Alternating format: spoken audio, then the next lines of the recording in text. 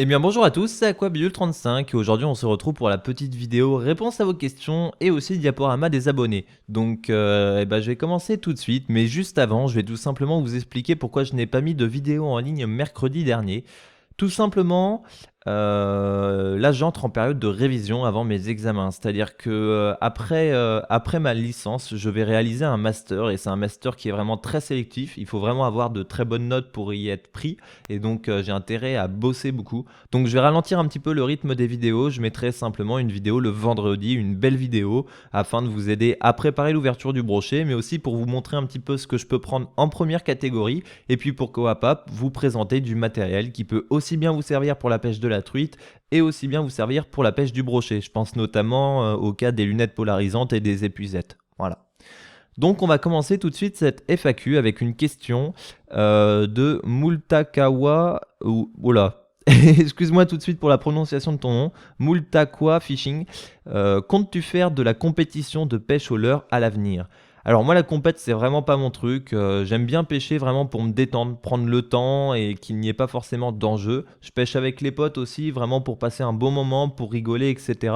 Et faire de la compétition c'est pas trop mon état d'esprit, je suis pas quelqu'un qui aime spécialement la compétition et c'est pas quelque chose qui va vraiment me motiver.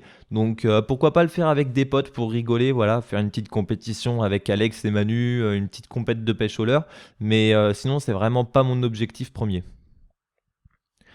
Ensuite, une question de Streetfish69. Salut, tu préfères les leurres souples ou les leurres dures? Pourquoi? Alors j'ai eu énormément de questions concernant mes préférences de tel ou tel matériel. Moi je vous avoue que je peux pas différencier leurres souples, leurres dures parce que c'est vraiment des leurres qui permettent de pêcher de manière très complémentaire et pour moi c'est impossible de pêcher sans l'un ou sans l'autre. Ou du moins je pourrais pas pêcher qu'avec des leurres souples ou qu'avec des leurres dures sur une année. Voilà. Je peux me faire une session qu'avec des leurres dures puisque je vais avoir des leurres dures qui vont me permettre de pêcher aussi bien en surface qu'au fond de l'eau. Pareil pour les leurres souples. Par contre, des fois, là où le leurre dur marche pas, on a vraiment besoin d'avoir un leurre souple et donc je vais aussi bien utiliser l'un que l'autre. Une question de Clément Lavolte. Salut à quoi? Ma question c'est, est-ce que tu feras des vidéos de montage de mouches? Alors c'est une bonne question parce que je viens juste de recevoir un colis pour monter des streamers pour la pêche du brochet. Alors en l'occurrence je ne ferai pas de vidéo tuto, par contre je peux vous faire des petites vidéos pour vous montrer comment moi je fais et vous partager un petit peu mes créations. Après ça sera vraiment des streamers pour la pêche du brochet et de la perche, pourquoi pas aussi un petit peu pour la pêche du bar, mais sinon ça sera vraiment pas des mouches comme on l'entend, style sedge, palmer, etc. Moi c'est pas ça qui va m'intéresser, ce qui va vraiment m'intéresser c'est pour la pêche du brochet à la mouche. Ensuite une question de Roux Patricia. Pourras-tu refaire des vidéos sur le rock fishing? Alors oui, bien sûr, je vais refaire des vidéos sur rock fishing. C'est un bon moyen pour moi de m'échapper un petit peu de mes examens, comme je vous l'ai expliqué. Le rock fishing, ça, en fait, ça me permet de pêcher sur 1 heure, 2 heures très facilement. C'est pas loin de chez moi, je peux me déplacer très rapidement et en plus de ça, j'ai pas besoin de prendre beaucoup de matériel avec moi. Donc oui, il y aura des vidéos sur rock fishing. Après, peut-être pas si tôt dans l'année. Les vidéos sur rock fishing arriveront sûrement à partir de mai puisque malheureusement les eaux sont assez froides et quand les eaux sont très froides, généralement j'ai pas des très bons résultats. Une question de Aquapêche. Tiens, pour la FAQ, que me conseilles-tu comme canne et comme moulinet pour pêcher le brochet? Alors pour pêcher le brochet d'une manière générale, si tu es débutant, moi je te conseille une canne entre 7 et 35 grammes de puissance. Pourquoi cette puissance? Parce que souvent en été, ça peut être intéressant de tremper des petits leurres quand les brochets sont des petits alevins. Ça peut être aussi amusant de pêcher un petit peu la perche en même temps et de pêcher de manière polyvalente. Et après, 35 grammes en puissance maximum, ou du moins 30 grammes en puissance maximum, ça pourra te permettre de pêcher avec des leurres de, je dirais, des gros leurres souples et à commencer à toucher un petit peu à ce que c'est qu'un big bait avec par exemple des Westin 100 etc qui vont faire 32 grammes. Voilà, donc c'est un bon moyen de pêcher le brochet de manière polyvalente et de s'amuser tout au long de l'année. Pour le moulinet, peu importe, l'important c'est que tu as un moulinet qui tienne la route niveau frein et un moulinet dont le poids est adapté à ta canne. Je pense qu'une taille entre 2500 et 3000 conviendra parfaitement. Après, fais attention au ratio, essaye de prendre un ratio moyen entre 70 et 90 cm par tour de manivelle. Une question de Julien Lointier. Pourrais-tu organiser une sortie de pêche pour les abonnés? Alors oui, bien sûr que je vais organiser une petite sortie de pêche pour les abonnés, une petite sortie abonnée. Après, je ne sais pas encore quand ni comment, je connais les lieux, j'en ferai une en Bretagne et j'en ferai une dans le sud-ouest. Voilà. Donc quand ça va dépendre en fait de mes stages, puisque comme je vous l'ai expliqué, moi je fais un master, enfin j'aimerais faire un master très sélectif, il va falloir que j'ai un bon dossier, donc je vais devoir faire des stages dans des laboratoires, ou du moins dans des instituts de recherche. Et donc ça normalement ça va être cet été. Et donc je pourrais vous dire la sortie abonnée un mois à l'avance, mais je peux pas vous le dire comme ça 3-4 mois à l'avance. Dans tous les cas, ça sera courant de l'été, par exemple juillet-août. Ensuite, une question de Team Buddy Fishing. Pour la FAQ, quel est ton moulinet que tu aimes le plus? La finition, frein, etc. Alors, le moulinet que j'aime le plus pour sa finition, ça va être le Rarenium CI4+, parce que je trouve très agréable. C'est vraiment un moulinet qui va être sobre et en même temps joli. Et il est vraiment, niveau frein, il est tip top, quoi. Le frein est vraiment très progressif. Pour moi, c'est mon moulinet préféré pour l'utilisation spinning. Après, pour pêcher en casting, je vous avoue que j'ai qu'un seul moulinet, j'ai que mon Revo SX, que je trouve d'ailleurs très très bien. Mais niveau finition, je trouve le Revo MGX Extreme vraiment vraiment magnifique. Après, les nouveaux Revo sont aussi très jolis, donc voilà. Vraiment, celui que j'aime le plus dans ceux que j'ai, moi, ça va être le Rarenium CI4+.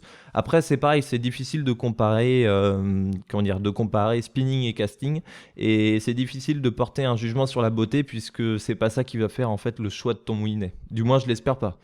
Alors ensuite, une question de Manu pour la FAQ. Telle heure préférée pour chaque espèce de poisson ciblé? Alors au début, je ne voulais pas répondre à cette question puisque c'est encore une fois très difficile de parler de l'heure préférée, mais je vais quand même le faire parce que ça va vous donner un ordre d'idée des leurres que j'utilise le plus souvent. Donc on va commencer par le chevenne. Alors pour le chevenne, j'adore tout ce qui va être chubby-minnow, woodlouse, et ensuite je penche soit pour un deuxième leurre souple pour pêcher au plop, la pêche à vue et en surface, soit sur par exemple un petit popper, style le chubby popper, qui peut être très très intéressant. Ensuite, pour pêcher la perche, alors pour la perche, moi j'aime beaucoup la cuillère, genre Aglia ronde numéro 2, c'est basique mais ça marche super bien. Le Rock Vibe ou le One Up, donc Rock Vibe en 5 cm et One Up 3 pouces, c'est vraiment super. Et ensuite, je dirais un petit leurre dur entre 7 et 5 cm, style Rapala flottant ou Countdown, 5 cm. Et si vous voulez un petit peu plus gros, vous avez le Squad Minnow 80 qui fait 8 cm mais qui est aussi très intéressant pour pêcher la perche. Et vous avez la taille 65 qui peut permettre de prendre des poissons d'un peu plus petite taille. Ensuite pour le brochet, alors pour le brochet je pense que si vous passez sur un One Up 5 pouces, un spinner en 7 ou 10 grammes afin de pêcher un petit peu plus en surface, et pour pêcher à mi-eau, un leurre à bavette style un jerkbait comme le pointeur 100 ou un minnow comme le Squad Minnow 95, c'est vraiment très très très bien. Et si vous avez un petit peu plus de budget, ça peut être intéressant de taper chez Duo avec le réaliste jerkbait qui peut vraiment être un gros avantage. Voilà. Ensuite, comme je vous l'ai dit, spinner entre 7 et 10 grammes de manière à pouvoir passer en surface et aussi dans les herbiers, ça peut être sympa. Mais vous pouvez remplacer le spinner par un chatterbait. C'est un leurre qui est peu utilisé et qui rapporte vraiment beaucoup de poissons. C'est un gros avantage sur des poissons éduqués. Donc je crois que j'ai fait le tour. Chevenne, perche, brochet. Ah non, il reste la truite. Alors pour la truite, moi j'ai utilisé... Cette année, j'ai beaucoup utilisé des leurres de la marque Duo, à savoir tout ce qui va être 45S, enfin Ryuki 45S, Ryuki 50F, c'est vraiment des leurres qui sont vraiment sympas. À côté de ça, vous avez aussi le petit Ridge MDR qui est vraiment très très sympa, c'est chez Zipbait. Et sinon, pour ceux qui ont un petit peu moins de budget, va y avoir tout ce qui va être Tiny Fry 50 que je trouve très très polyvalent. À côté de ça, pour la truite, ça peut être intéressant d'avoir une cuillère. Donc une cuillère cette fois avec une palette en feuille de saule, une palette pardon, plutôt allongée, plutôt pointue, qui va offrir moins de résistance dans l'eau. Ça peut être bien, ça évite que la cuillère tire très fortement sur la canne. Voilà. Et à côté de ça, pour la truite, bah, si vous avez des poissons très très éduqués et difficiles, pourquoi pas du leurre souple, style Rock Vibe en 5 cm ou alors Shad Impact en 3 pouces, comme je vous l'ai présenté dans une petite vidéo. On continue avec une question de Fishing 42. Si tu aurais un gros budget, quel canne et moulinet achèterais-tu? Alors ça, c'est une question que j'adore, puisque moi, j'aime beaucoup rêver sur le matériel que je m'achèterais si j'avais beaucoup d'argent. Et au salon de la pêche de Nantes, j'ai essayé une canne qui est vraiment superbe. C'est la Lunakia Sonic de chez Tenryu. Ça vient du catalogue Ultimate Fishing. Et je vous avoue que si je pouvais acheter cette canne, je le ferais tout de suite. Alors pas pour l'utilisation en rock fishing, mais en fait je l'utiliserai pour autre chose. C'est-à-dire que je l'utiliserai pour la pêche en ultra léger d'une manière générale et aussi pour la pêche du cheven à vue. C'est-à-dire que c'est une canne en fait qui va permettre de lancer des tout petits leurres vraiment très loin. L'action est très ronde et en même temps vous avez une grosse réserve de puissance qui vous permet de stopper un cheven de 50-60 sur place. Ça évite en fait que le cheven rentre dans les branches et vienne péter le fil. Et à côté de ça, en fait, vous avez un blanc qui est vraiment très très résonnant et qui peut permettre de pêcher à gratter comme pour pêcher en rock fishing, mais aussi pour pêcher par exemple la perche. Et donc ça en fait une canne vraiment très polyvalente et très très bien adaptée en fait aux gros poissons pour la pêche en ultra léger. Donc voilà, si j'avais un porte-monnaie rempli et que j'avais envie de passer de l'argent dans une canne, je m'achèterais cette canne. Après, au niveau du moulinet, je vous avoue qu'une fois qu'on a acheté une canne de ce niveau-là, c'est un peu dur de mettre un moulinet à 100 euros dessus. Donc pourquoi pas acheter un joli moulinet, mais relativement accessible. Par exemple, un Stradic CI4+. C'est accessible et ça fait l'affaire et ça peut être très utile en ultra léger. Ensuite, une question de Eliane Lavoine. Alors pour la FAQ, combien de cannes as-tu et de moulinets? Alors je vais vous parler des cannes au leurre puisqu'après j'ai des petites cannes à coups et puis j'ai une canne à mouche. Mais pour le leurre, je vais avoir une canne UL, une canne L, je vais avoir deux M si je me trompe pas. J'ai une M qui va être très rigide, c'est ma Icon, qui est vraiment très résonante et qui me permet de pêcher en fait au leurre souple. Et après, je vais avoir donc une deuxième M, comme je vous l'ai dit, cette fois d'action beaucoup plus progressive, qui est destinée en fait pour la pêche au leurre à vibration. Et c'est une canne casting. Donc c'est deux cannes qui se complètent bien. Et ensuite, j'ai une canne en 8,32 qui est ma Magprolite Mitchell, la première canne avec laquelle j'ai pêché de manière sérieuse le brochet et qui maintenant ne sert plus à grand chose, même si je l'utilise pour tremper des leurres au-dessus de 25 grammes. Quand je pêche par exemple avec un BKS 115, etc., c'est vrai que c'est une canne qui me rend assez service. Mais voilà, la pêche au big bait, c'est pas trop mon fort, et puis je vous avoue que c'est pas ce qui m'intéresse le plus. Alors, comme vous l'avez vu et comme je vous l'ai dit, j'ai des cannes qui sont vraiment très complémentaires. Donc, ça vous montre que le but n'est pas d'acheter plein de cannes. J'ai mis énormément de temps à avoir ces cannes. Vous voyez, je pêche depuis l'âge de 4 ans. J'ai commencé à acheter des cannes sérieuses, allez, on va dire à 12 ans, 13 ans, peut-être un peu plus. Et j'ai mis, j'ai acheté 5 cannes sur 5 ans. Ça fait une canne par an. C'est pas excessif, mais en même temps, c'est bien parce que ça me permet en fait de remplir, de répondre en fait à toutes les situations possibles. Et ce que je voulais vous le dire par là, c'est qu'il ne faut pas vous précipiter pour acheter votre matériel. Moi, j'ai commencé avec des cannes géologiques. Ça m'a permis de me rendre compte que j'aimais énormément la pêche avec des petits leurres, que je n'étais pas obligé aussi d'avoir des très gros leurres pour pêcher des brochets jusqu'à 1 mètre.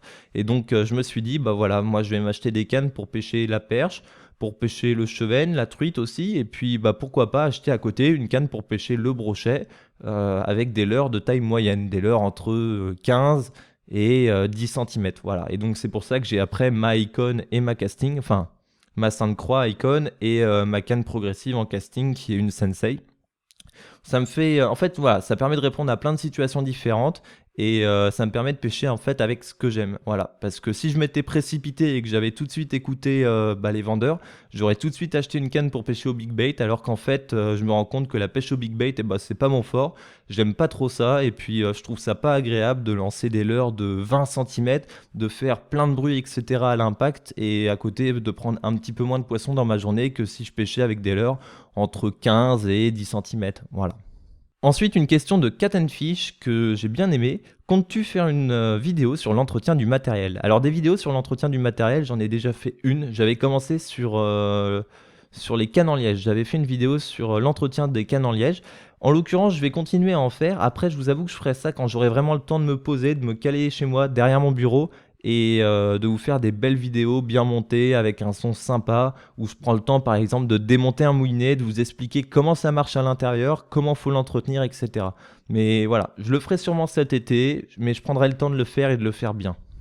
Ensuite, par rapport aux petites questions que vous m'avez posées sur Facebook, j'en ai relevé quelques-unes qui me plaisaient bien.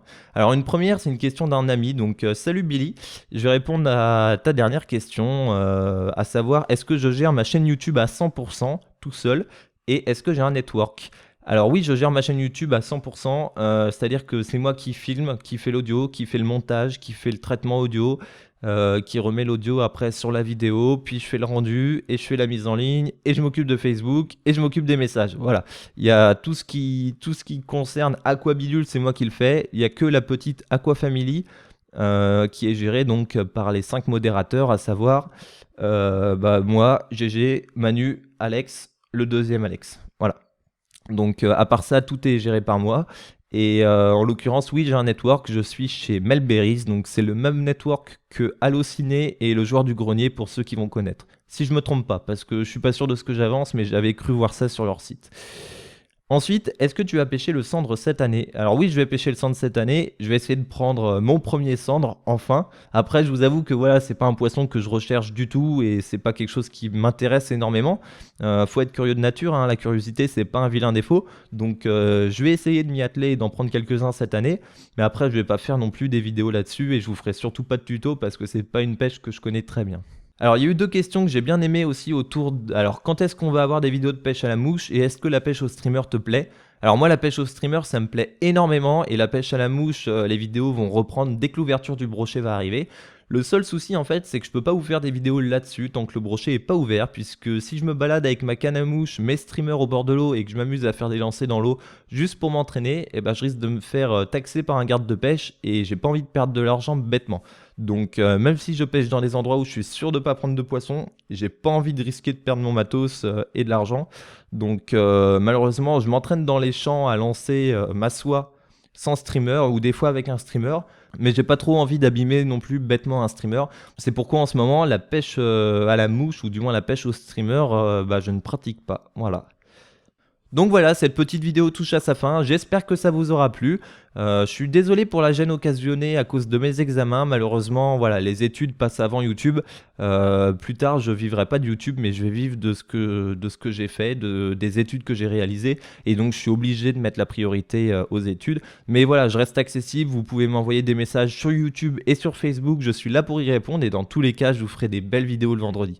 Allez, je vous dis à très bientôt. Préparez bien l'ouverture du brochet, même si je sais que vos boîtes sont déjà pleines. Et en attendant, je vous dis ciao tout le monde. Bye bye.